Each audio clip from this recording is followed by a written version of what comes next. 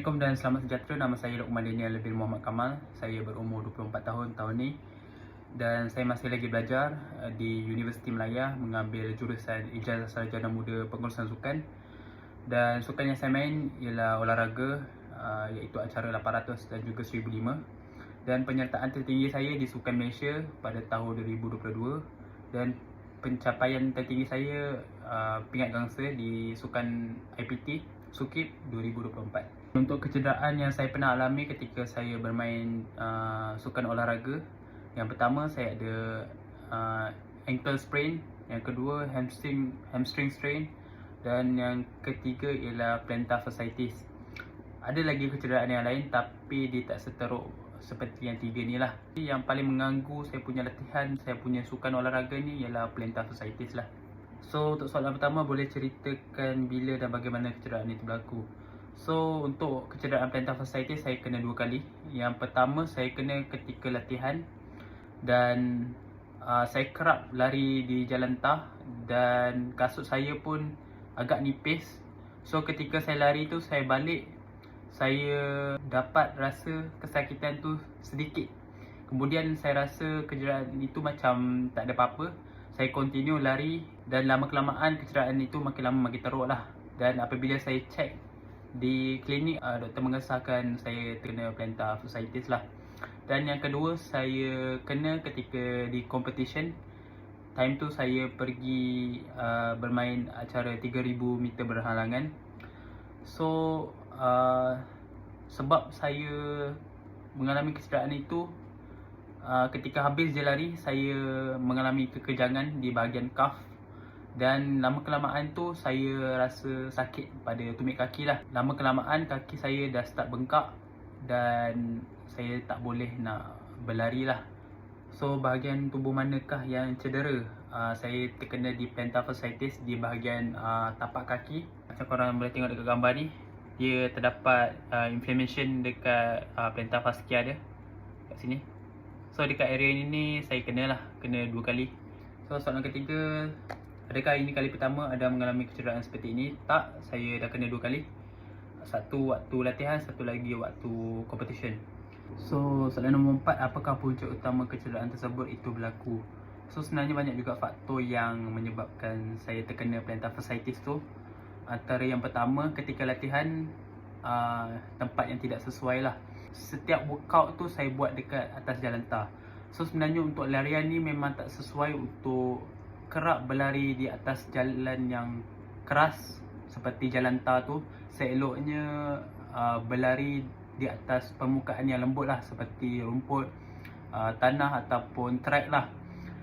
Dan setiap workout tu, setiap program saya buat atas jalan tar lah. Itu yang menyebabkan berlakunya plantar fasciitis tu. Yang kedua ialah faktor kasut yang tidak sesuai lah. Saya kena hari tu disebabkan kasut saya terlalu nipis, permukaan tapak dia terlalu nipis dan juga tapak dia haus. Ketika saya di competition, saya kurang latihan yang menyebabkan otot saya tak dapat adapt dengan event tu ataupun acara tu. Dan juga teknik larian yang salah lah.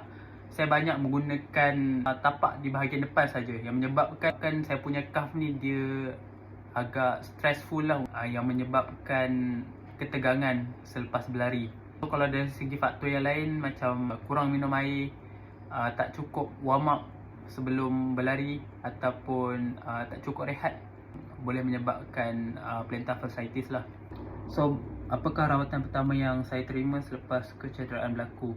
So basically kalau lepas competition ke atau lepas latihan, saya cuba untuk letak ais dekat permukaan kaki saya yang sakit tu. Tu pun kalau betul-betul sakit lah. Kalau just sakit biasa-biasa je atau rasa tak sakit sangat, tak teruk sangat, saya cuba untuk rendamkan kaki saya ke dalam air suam lah.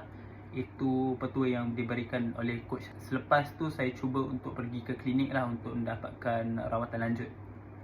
So berapa lama proses pemulihan mengambil masa? So macam saya ni, saya mengambil masa 6 bulan untuk fully recover daripada plantar fasciitis. Itu pun saya masih lagi berlatih Cumanya saya punya latihan tu tak high intensity sangat, dan saya berlatih pun kalau nak buat speed ke apa ke, saya hanya berlatih di rumput, di permukaan rumput, di track ataupun di kawasan yang lembut lah. Saya tak training di road lagi, dan itu yang saya buat sepanjang 6 bulan. Walaupun dia akan rasa sakit, tapi saya keep training dengan berhati-hatilah. So, adakah saya menjalani sebarang fizioterapi atau latihan pemulihan khas? So, lepas saja saya pergi klinik tu, saya terus dihantar ke pusat pemulihan sukan di PPUM, dan rawatan pertama saya adalah ultrasound. Dan selang beberapa minggu tu saya diberi option untuk inject saya punya kaki. Saya diberi 3 option. Yang pertama, inject menggunakan steroid. Yang kedua ialah inject menggunakan air gula. Saya tak tahu apa nama spesifik dia, tapi dia punya fungsi dia untuk pemulihan kaki lah. Dan option yang ketiga untuk tidak membuat sebarang injection. Dan saya memilih untuk mengambil air gula tu lah, untuk mempercepatkan proses recovery saya. Dan selepas saya inject tu, selang beberapa minggu, saya buat latihan fizioterapi lah. Antara exercise dia memfokuskan saya punya bahagian calf, dan saya menerima rawatan dalam 2 ke 3 sesi lah. Kemudian saya berlatih exercise tu di rumah lah. So, apakah langkah-langkah yang saya ambil untuk mencegah kecederaan itu daripada berulang lah? Yang pertama, saya cek dulu saya punya kasut, sama ada saya punya kasut tu tapak dia dah haus atau tak. Kalau dah haus tu, saya beli yang baru lah. Yang kedua, saya akan pastikan setiap 1 minggu tu saya akan buat exercise untuk kuatkan saya punya bahagian calf lah. Dan yang ketiga, saya banyakkan warm up dan juga stretching, terutamanya di bahagian kaki lah. Dan keempat, saya kerap berlari di atas rumput berbanding di atas jalan tar lah. Tapi kalau time competition ke, time ada event-event road ataupun long run ke, saya akan menggunakan jalan tar lah. Dan antara langkah-langkah lain, kalau contoh kita nak pergi ke sesebuah acara yang kita tak pernah main, kita kena train untuk acara tersebut. Contoh macam saya dah main 800, main 1500, tiba-tiba nak main acara 3000 meter berhalangan. So, saya kena training untuk acara tersebut. Bukan kalau kita dah training untuk acara 800, 1500, kita boleh main 3000 meter berhalangan. Tak, kita kena training untuk specific event. Walaupun 1500 dengan 3000 tu jarak dia tak jauh, tapi kita kena training spesifik untuk event tu juga, bagi mengelakkan kecederaan berlaku. So, langkah-langkah lain juga, saya banyak buat foam roller lah. Saya buat foam roller, saya beli massage gun tu untuk lepas training ke, saya massage saya punya kaki ni. Sometimes kalau saya macam rajin ataupun ada duit sikit lah, saya pergi dekat spot massage dalam sebulan sekali ke. Okay, bagaimanakah kecederaan ini mengubah cara saya berlatih sekarang? So, apa yang saya dapat daripada kecederaan saya tu, saya punya rutin lebih tersusun lah. Rutin saya berlatih sebelum dan juga selepas training. Macam sebelum ni, saya macam terlalu rush sangat nak buat workout tu, sampai saya terlupa nak warm up. Kadang saya terlalu penat untuk cooling down lepas workout. So, lepas kecederaan tu, saya macam make sure saya warm up betul-betul, saya stretching betul-betul, dan juga lepas je workout, saya cooling down betul-betul. Saya buat strength workout sikit, bagi memastikan badan saya ni kuat untuk menghadapi latihan hari-hari berikutnya. So, apakah nasihat saya kepada atlet lain supaya dapat mengelakkan kecederaan seperti ini? Macam saya kata tadi, pilih kasut yang betul, pilih tempat yang bersesuaian, jangan lupa warm up, jangan lupa cooling down. Strength training tu penting untuk menguatkan kaki kita bagi mengelakkan kecederaan.